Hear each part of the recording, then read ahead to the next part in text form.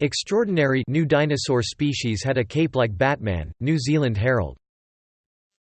Interview, Nest's head of product says Google is completely rethinking privacy, Business Insider. PUBG removed from China, replaced with hilarious clone, Kotaku. Ubisoft walks back plans to introduce higher-level The Division 2 gear with next update, PC Gamer. Android Auto 2019 redesign walkthrough, Fandroid, news for Android. Warmington, GM investing $170 million in Oshawa plant to save 300 jobs, Toronto Sun.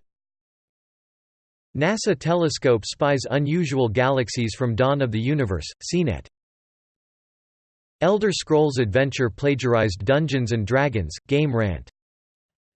Health Canada changes cannabis licensing process in bid to cut wait times, CBC News. Android Q Beta 3, new features in Google I/O 2019 build.